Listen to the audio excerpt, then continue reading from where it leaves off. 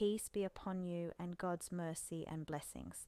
Today, the explanation is about someone who came to me asking about trying to add new friends on Snapchat, but a message appeared saying he couldn't add new friends. Okay, the first thing we will do is enter Snapchat and go to the settings. We will scroll down to actions. We will clear the search history.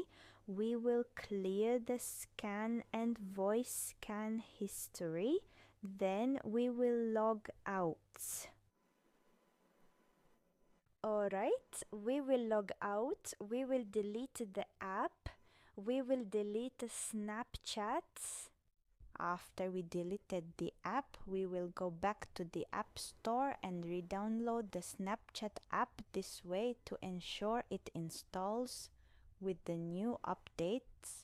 Then we click on open and log in again. Of course, we will receive notifications.